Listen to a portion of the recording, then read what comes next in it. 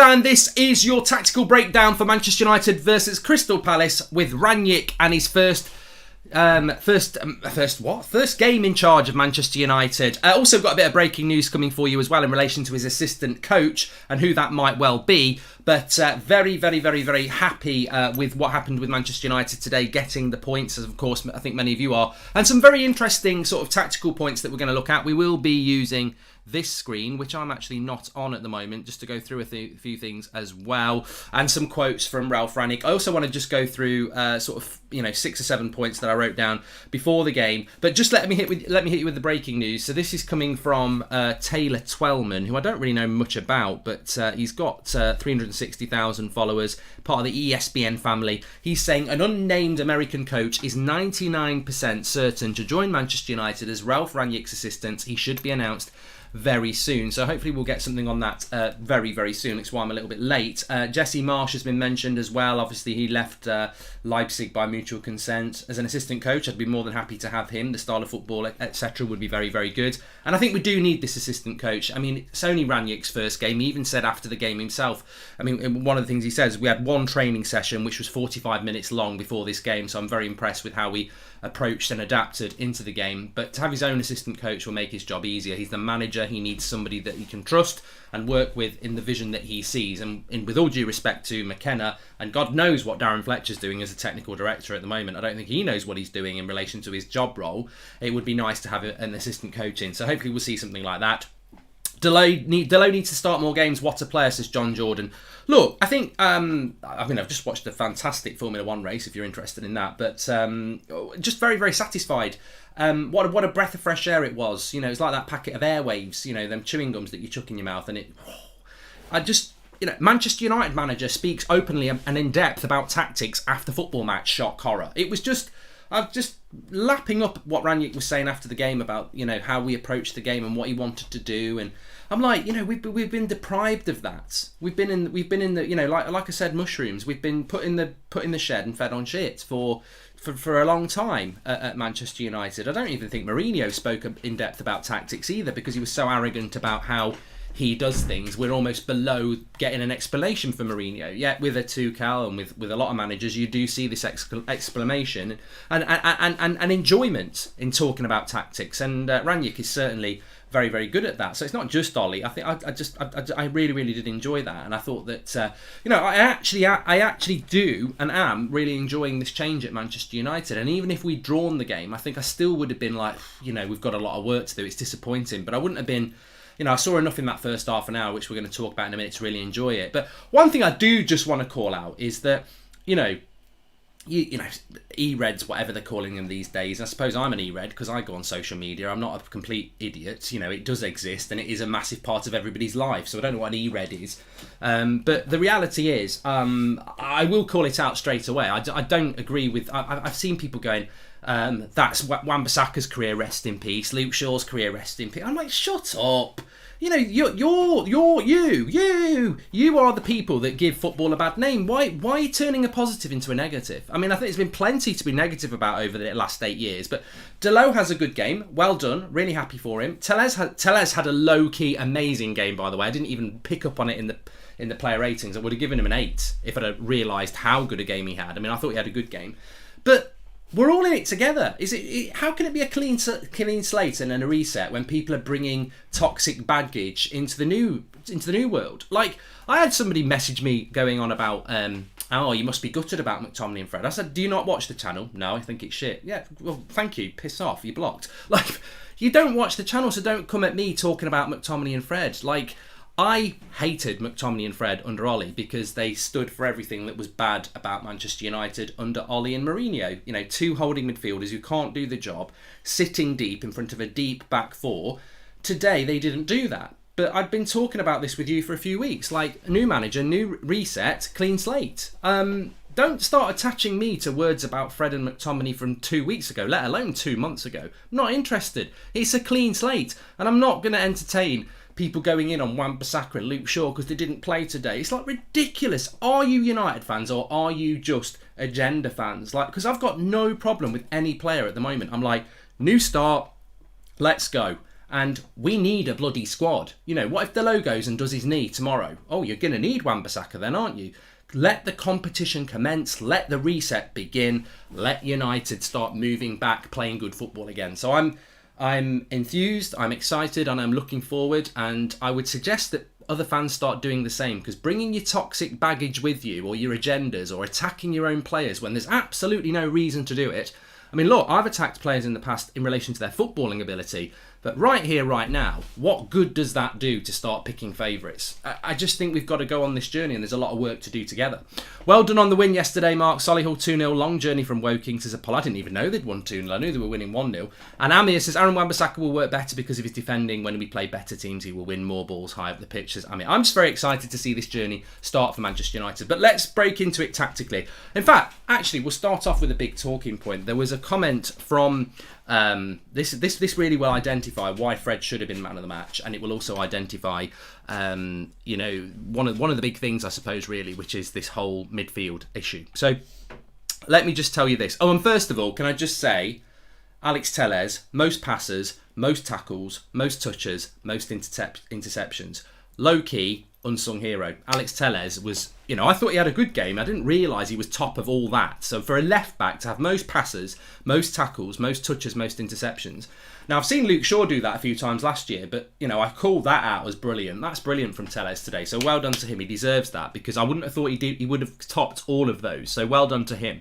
But Rangnick said after the game, Fred and Scotty, and I am going to go through the good things that Rangnick did today and a couple of things that I didn't like, but I'm nitpicking really. Lots of things to go through.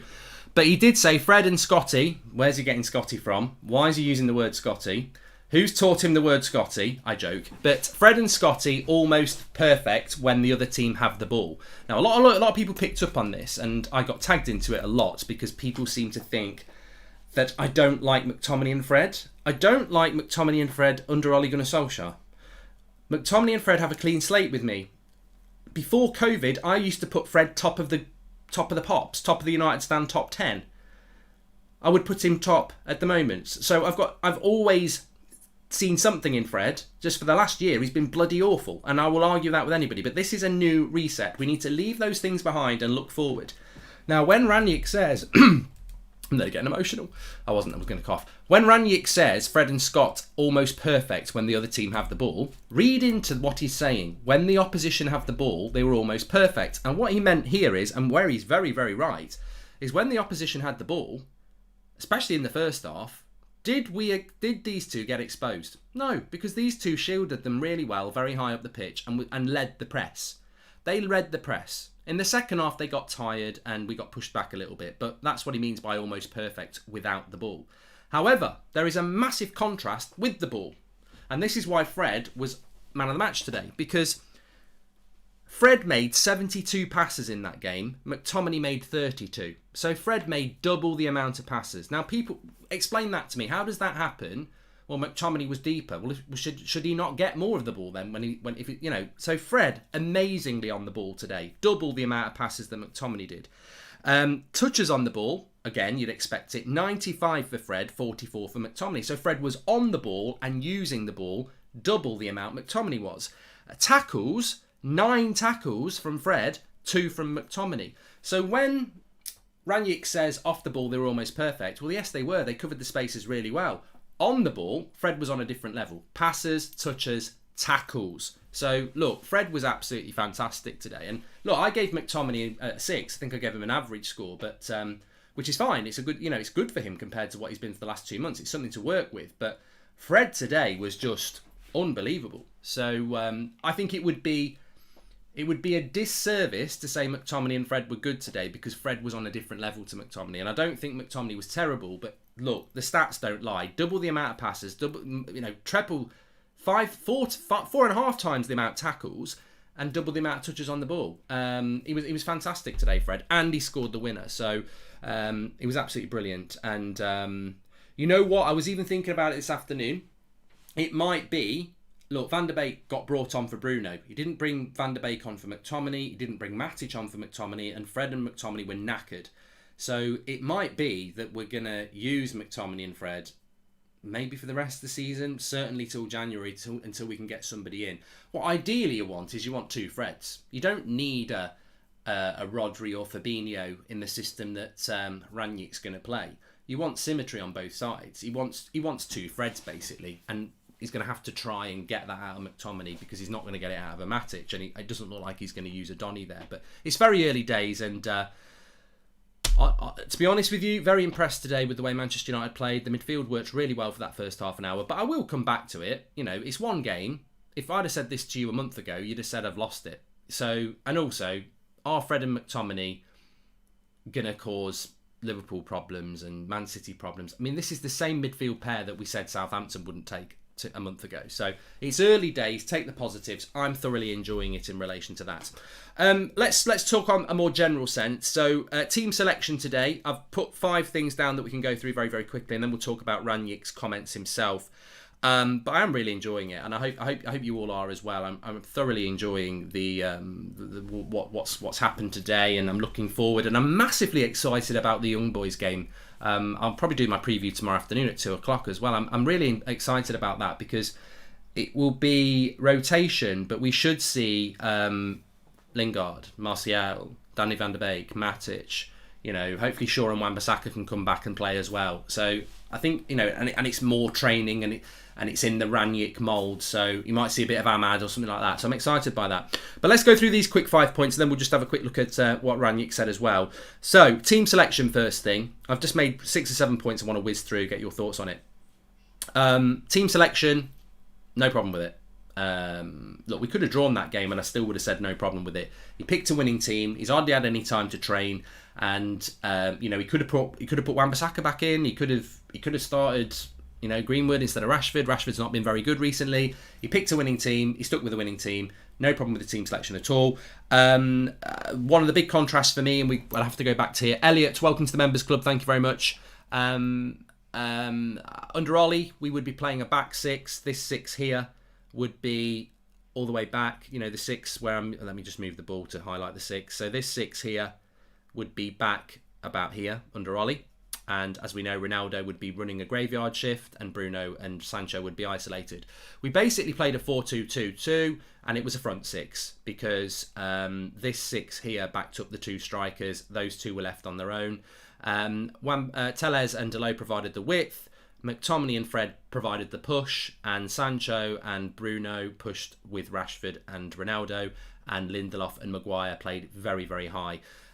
I spoke about this in the match reaction very, very quickly. It worked so well at home because Crystal Palace just couldn't get out. I described a game a few days ago where I watched Liverpool play Leicester, maybe a couple of years ago at this time of the year.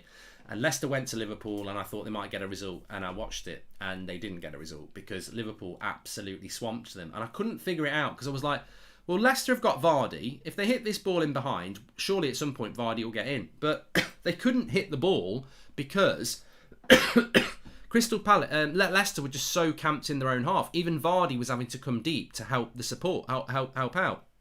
This is what happened today. Excuse me. Crystal Palace, they did have pace on the break, but AU, sorry, I've just messed about with my ball. God, really, this cough is still really hurting me. Right in the important bit as well. So AU, my balls are big. AU was all the way back here. Zaha was all the way back here. And then Benteke, even he couldn't stay there for the ball over the top because Lindelof was pushing forward and he's got to go with him. So even when they got the ball, they didn't have the out ball. And that's how you can press high up the pitch when you've got two slow centre-backs. So it works really, really well. I liked the 4-2-2-2. It's not a surprise to do it with Rangnick. You wouldn't be able to go to Anfield and do that. You'd get absolutely annihilated. You wouldn't be able to do it against Man City at home either. But against the mid to lower teams at home, I would expect to see more of that. And ideally, when he's fit, Rashford goes to the bench and Edison Cavani comes in. That would be the plan in that system. So there's no winger, but you don't really need it when you've got your fullbacks providing the width. So yeah, I've done loads of tests, thank you. It's just a cough and a cold. Not every illness is COVID. So yeah, I thought that worked really well, and it was a front 6 instead of a back 6 under Ollie. And I just want to say that, all respect to Ollie and Carrick and Mourinho and Van Gaal, all respect to you, but your football compared to Rangnick was boring. And there's nothing wrong with saying that. There is no legacy, there is no structure. Rangnick has ripped their style of football up and started his own thing. And that first half an hour was the most entertainment we've seen at Old Trafford in a very long time. Despite the odd droplet, like, oh, Southampton had a man sent off in the first second and we beat them 9-0. Like, that was oppressive, intense, exciting, entertaining football for half an hour today. And it can only get better. So I really, really did enjoy it. I don't know why we do the rugby kickoff. This is a negative. If you don't know what the rugby kickoff is, watch United's last few games. You only need to watch the first 5 seconds when we have the kickoff. It goes back to Maguire or Lindelof and they go for yardage. And if you've ever played rugby, they bounce it, kick it up in the air, and everyone rushes forward to try and catch it. For some reason, United do a kickoff that's like rugby. They get it back and they whack it, and I don't know why we do it. Please stop doing it. We're a possession-based team now.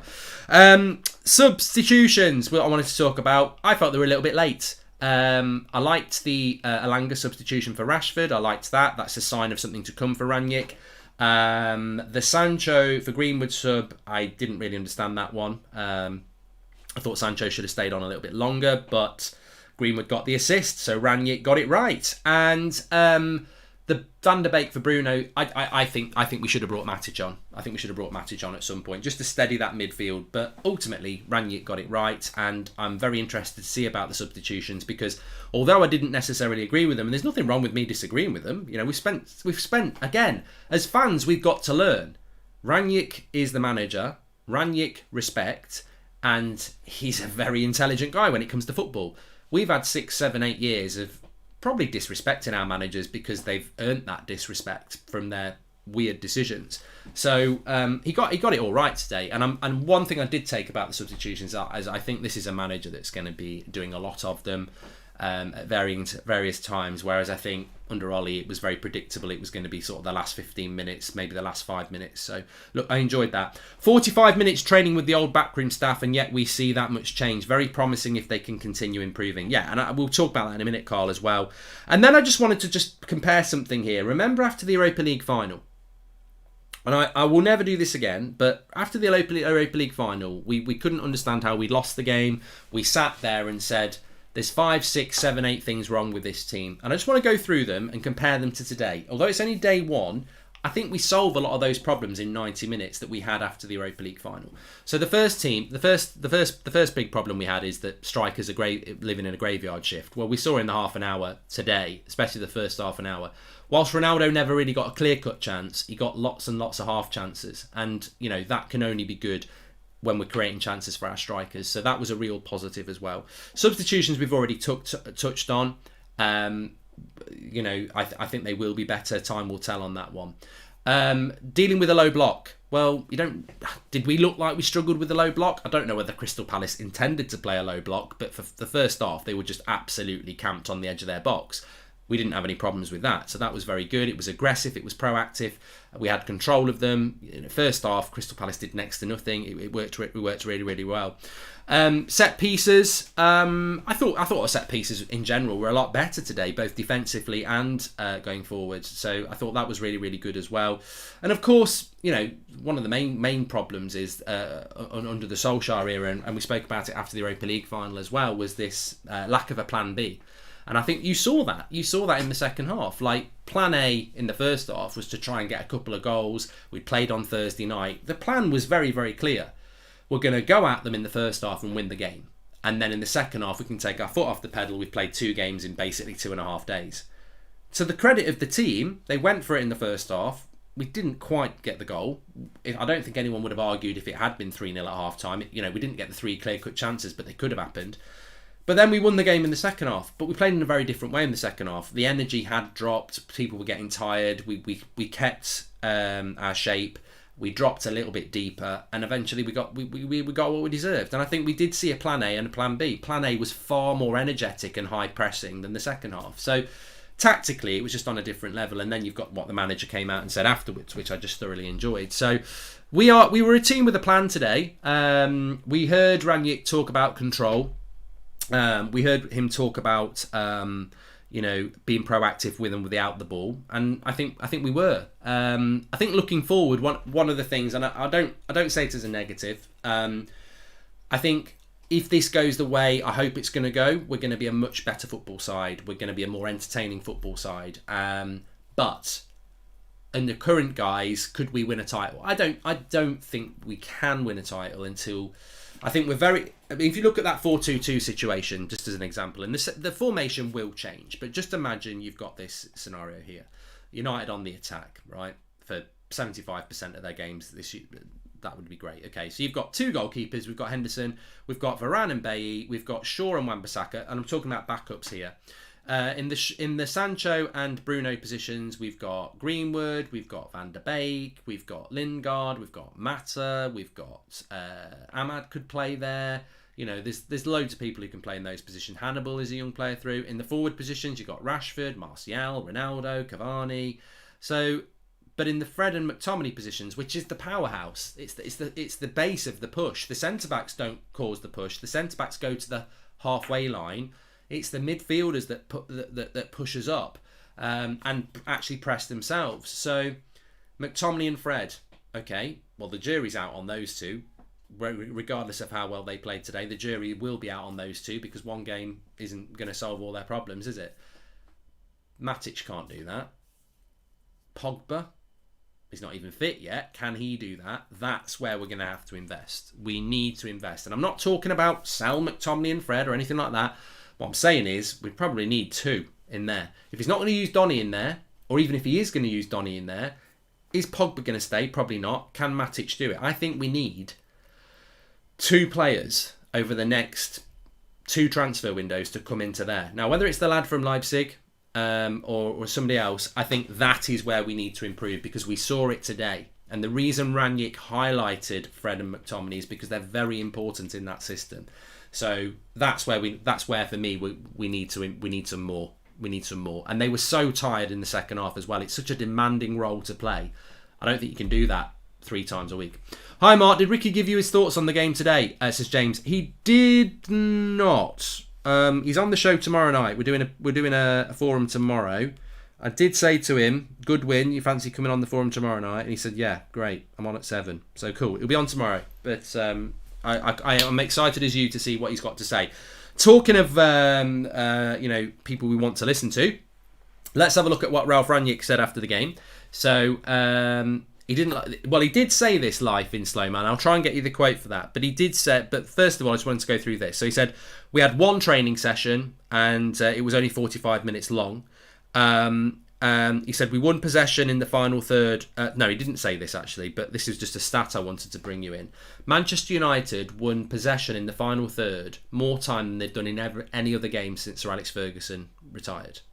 So basically, in his very first game, Rangnick has won possession in the final third of the pitch more times than Ollie managed in his whole career, Mourinho managed in his whole career, Van Gaal managed in his whole career, and Moyes managed in his whole career. Sit down, shut up, and appreciate what we've been talking about for 2 weeks. This is what we do now. This is the reset. This is Manchester United. This is why people were very excited about Rangnick. In his very first game, he's won the ball in the final third more times than any of those managers managed in hundreds of games. In his very first game. With 45 minutes training them. Mic drop. I'm not surprised by that. I'm not surprised by that because unlike some people, well, most of you know, this is what Rangnick is. This is what we were getting. This is why people are excited. You don't need to know loads about him to know how he plays football. And in his very first game, against a decent side, they're not terrible Palace. I think they'll be around mid to lower part of the table. He goes and wins the ball in the final third more times than anybody else has done in all those games. So just brilliant. Having seen today's performance, anyone who has a problem with Ralph Rangnick appointment does not care for the club, says Kia. Well, it makes those ex-players the other night who were on about, I'm frustrated, where's my club's DNA? It makes you go, oh my God. So what do you do in your spare time? You're a very good football for us, but when you retire, do you retire your brain from football as well? You're actually frustrated that we brought Ralph Rangnick into the club because it treads on our DNA. In his very first game, he wins the ball back in the final third more times than all those managers we've had in the last 8 years managed in 100 games. You know, hundreds and hundreds of games. It's might drop again. You might want to check your DNA. Get a DNA test. Anyway, so yeah, we move on. He also said that patience and control was very good from the team today. And I think in the second half we had patience and we controlled the game in a different way to the first half. First half I would describe as proactive, to coin a Rangnick term, but energetic, oppressive, and control by forcing them high up the pitch. Second half, I think we were more pragmatic, nowhere near like Mourinho or Ollie, but I think we had control a little bit deeper. But we're always looking to make those what do you call it? Not rotations, transitions quickly. So I liked the fact that we scored the goal in the second half, because it was harder to score in the second half than the first half. You know, you expect to score when you're having wave after attack high up the pitch. We actually scored in at a time when Palace were more in the game, so I actually quite liked that. And he did say, look, we proactive play, both defending and with the ball, and we put pressure high up on their pitch. So look, I think that it.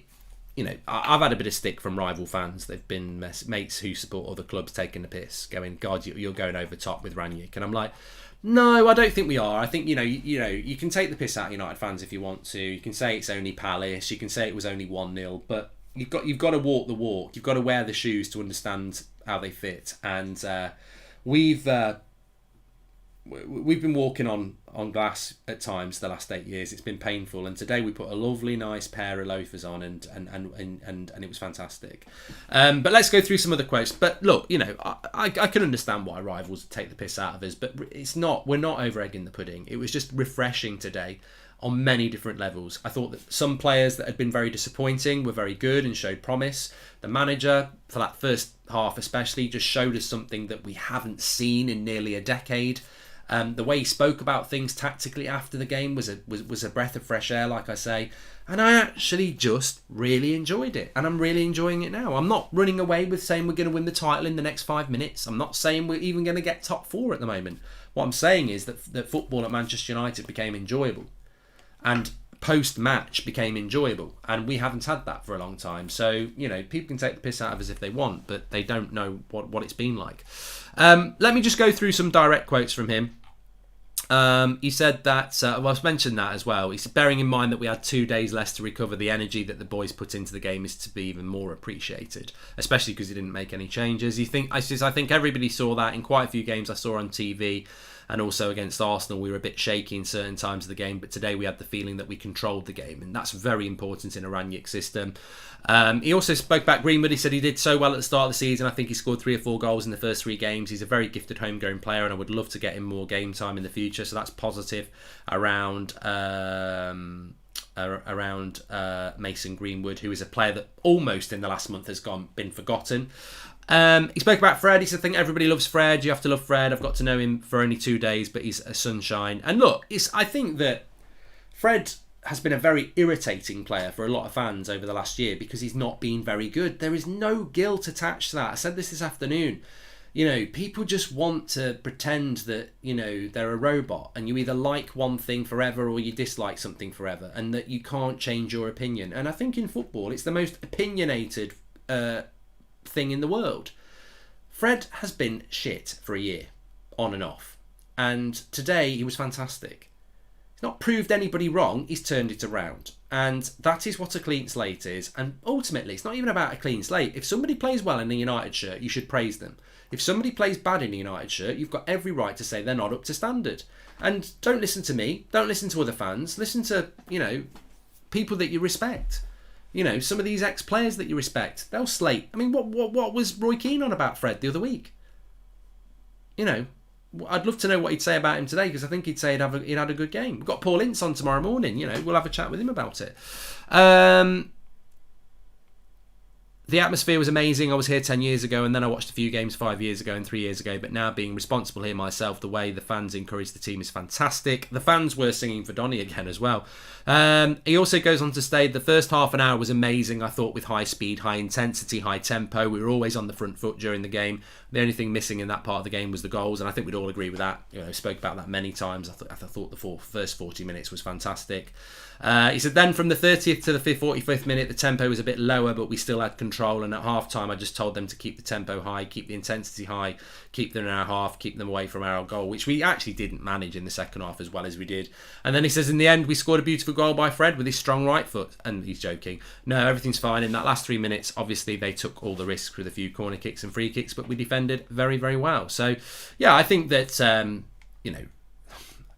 I don't think there's... I hope it's going to be like this more often, where you read a quote and you go, yeah, he's right. And then it's like, of course he's right, because he's a very, very, very intelligent and respected man in football. But, he's absolutely spot on. He managed the team. He knows it better than we do. First half an hour, brilliant. Last 15 minutes of the first half, we started to drop a bit. Second half, we did continue to drop a bit. We were tired, but we got the job done, and that's what it's all about. Davin, thank you very much for the super chat. I have to wake up at the crack of dawn to watch United play. This game woke me up, whereas before I'd fell asleep. And look, a big shout out to everybody worldwide who has to get up really early to watch United, because I tell you what, I don't know how you stayed awake at times over the last 8 years. And as Rangnick said himself, this ain't a slow waltz. This is rock and roll football, and I think you're going to be entertained, and I think that's the great thing. And I think the great thing is, whether it's the reserves or the second 11 or whatever you want to call these players that play on Wednesday against Young Boys, it will still be a Rangnick team. It will still be players desperate. I mean, look, to be honest with you, I wouldn't fancy being the opposition on Wednesday night, because I think there's going to be so many people so eager. I mean, look at Donny van der Beek. He's eager to impress, but that game, to come on for Bruno with 10 minutes to go, when Palace are going to go for it, it's a crap position to come into. And Donny's whole career at United seems to be defined by being sent on in very difficult situations, barely any time, and the game really probably doesn't suit it. He'll start on Wednesday night. Let's see what he can do. Let's see where he does start. I suspect he'll be playing in the Bruno role, which, as I said, I was thinking about that this evening. I think maybe we're just going to have to go with McTominay and Fred until we actually bring somebody in that can play that role. I mean, for me, I think Donny can do it, but there's never been any guarantee that he would. It's a theory. I don't think it's as bad as Lindelof playing there, or Fosu Mensah, or, sometimes fans come up with weird theories. I think Donny can play where McTominay or Fred plays, but it just doesn't seem as if it's going to happen. If it's not going to happen, we need to buy one or two players there, because yes, Pogba can do it, but Pogba might be suited more. I think, look, what I'm trying to say is that if we play this 4-2-2 system where Bruno and Sancho are, well, Pogba can play there, Donny can play there. Where's the cover for McTominay and Fred? Well, can Pogba do that? Do they want Donny to do that? Matic hasn't got the legs to do that. That's where we're really short. Fred and McTominay. We need two players that can play that role. We've got two players who can play every other position, but we haven't got two players who can play and challenge Fred and McTominay, and that's what we need. Whether they're going to be the answer or not, on Fred's performance today, you'd say, if he can keep that up, we've got a really good player there. McTominay, hopefully he can keep improving, but we still need two more players who can do that job, because you need people on their toes, and you need energy, and you need rotation. So that's where I would hope Rangnick can convince the board in January to bring somebody in to give us something between now and the end of the season that we can use in that area, because Matic will not be able to do it. He hasn't got the legs to do it. He won't be able to do it. And if we're not going to use Donny there, and we're not going to use... And Pogba, last few months of his contract, is he going to want to do a 50? The thing about Paul Pogba is as well, and we're moving towards that, and I don't want to talk about Pogba, but I will say this. I like Pogba. If he signs the new contract and commits, great. If he doesn't sign the new contract and comes back fit in January, I saw somebody today saying, can't wait to see Pogba in this system. And I was like, well, I can wait to see Pogba in this system, because he's not signed a new contract. And when he comes back in January, he can speak to clubs that he's going to go to, because he's not going to go to Chelsea, is he? He's not going to go to Liverpool. So he can talk to PSG, he can talk to Real Madrid legally. He can start having conversations. Well, that takes his head away from United straight away. And on top of that, if he says, I'm not going to sign a contract till the summer because I'm going to play you off each other and get more money, oh, there's a 50-50 tackle with Jordan Henderson in April or March. Oh, I don't fancy that. And why would he fancy that? Because if he comes off bad in that and he's out for 4 or 5 months, he's out of bloody contract, he's in trouble. So the Pogba situation concerns me a little bit in a Rangnick system that's proactive, energetic. Is Pogba going to feel proactive and energetic with 4 months left on his contract, knowing that if he gets a bad injury, he is in shit? So I think in January we need to go and get somebody who can play in the Fred McTominay role. Not necessarily to kick them out of the team. Ideally, yes, you want somebody that's going to be better than them. And Rangnick even said that himself. When you buy a player, you want them to be better than what you've got. But I do think that in those two positions, and we saw it today, when Fred and McTominay got tired in the second half, who could come on? And that's what we need. I don't believe Fred is the issue and would do fine with a true pivot by him, says Dan the Man. The way Fred played today, if you could clone him and give him a right foot, and although Fred did score with his right foot, love you Goldbridge, says Davan, I think what Rangnick wants, and I think what United need, is they need 2 of what Fred did today. And as I said, if you tuned in a little bit late, as Rangnick said, Fred and McTominay without the ball did very well, but when you compare them with the ball, Fred had 72 passes to McTominay's 32, so more than double the amount of passes. He had more than double the amount of touches, and McTominay did 2 tackles and Fred did 9. So Fred's on the ball, whether it's winning the ball or on the ball, was massively bigger than Scott McTominay's. So you need somebody else. Imagine if McTominay had done what Fred did. Well, that would be a completely different game. And that's what you need. You need 2 people to do the job that Fred did today. And whether that's going to be McTominay or we bring somebody in, we'll have to wait and see. But I loved what Rangnick said about them both as well. He said they were both very good without the ball, but he also said, I didn't like it when they passed the ball sideways twice. McTominay did it once in the first half and Fred did it once in the second. They did it more than once. They definitely did it. I saw Fred and McTominay pass the ball back a few times, but he doesn't need to say they did it more than once. He said they did it once, so he will be looking at that. Daniel says, I was at the game today. It was great to see us on the front foot first half. 7 corners in the first 30 minutes was a much better performance, says Daniel. Well, look, I said it at half time. If you couldn't see the contrast, and everybody should have seen the contrast, I think at half time we had 66% possession.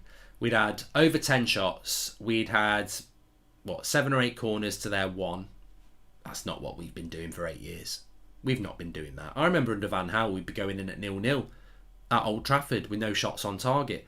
I remember under Mourinho getting to an hour once and we hadn't had a shot on target at Old Trafford. I remember the same with Ollie. So it's just not going to happen under Rangnick. Anybody who thinks, I mean, look, you're gonna see it.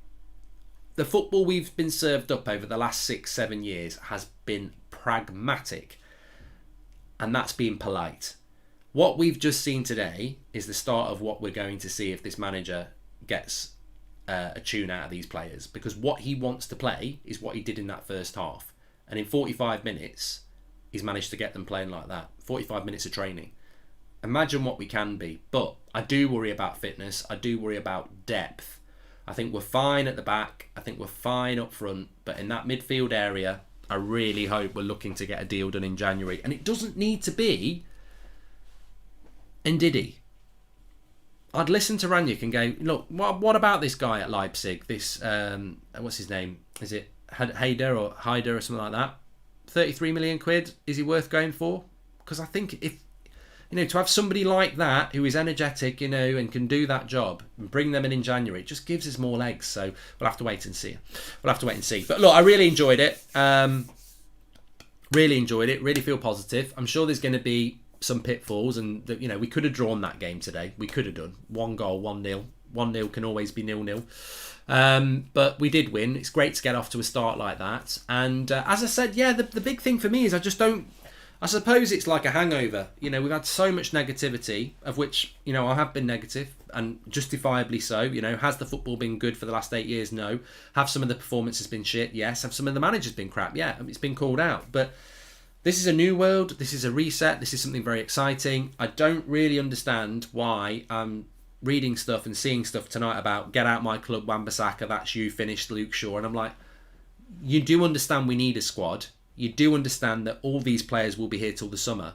And you do understand that the way we're going to play football is going to be very intense. So rotation's going to be key. If you prefer Delay over Wan-Bissaka, that's up to you. But let's not start having a pop at Wan-Bissaka or anything like that. Or Luke Shaw or Eric Bailly or whoever you want to have a pop at. Or get out my team, put him in. This is Manchester United. We have been very divided over the last few years because of the negativity. But how can you start being negative on a reset? I've given a lot of praise to players today that I think have been pretty shit this season, and appallingly shit. But that is not what's meant to happen when you start something new. everybody gets a chance, and it's a chance for everyone to come together again. And look, if players don't perform, they've got nowhere to hide, because you can't hide behind bad coaching now. But what we did see today, and I would end it off with this, what we did see today, and I don't think anybody doubts it anyway, but what we 100% did see today is that whatever the journey was under the previous regime, it was the wrong journey, and it was very boring. And we all knew it was very boring, and we all knew that the players were suffering under it, even though the players themselves didn't seem to know they were. They were very loyal to that manager, and it's to their credit. But as fans, we were like, you are being damaged by this coaching. Today, we saw those same players that were loyal to the previous regime blossom. And that was always the conversation. You can have loyalty. I'm sure those people who were coaching you before are great friends and nice people, but they are not great coaches. You've had 45 minutes with a really good coach, and some of you who were looking dreadful a few weeks ago started to look like footballers. And that's all it's been for the last few weeks. It's not about personal vendetta. The coaching difference between today and even the Arsenal game when Carrick won is just night and day. And the players are going to benefit, and we will benefit. So let's go on this journey together as long as we can, because there will be players that fall by the wayside, but let them fall by the wayside because they're not good enough for Rangnick, not because they weren't good enough for the last regime. This is a new team. Thanks everyone for watching. I've really enjoyed today. We'll be back tomorrow. I've got Paul Ince on the show tomorrow. I think we're on a little bit early. I think it's about quarter to 10. So we'll get his thoughts in the morning. Preview for Young Boys at 2. And then an evening show where we've got Ricky coming on as well. So lots to discuss tomorrow. Thanks everyone for watching.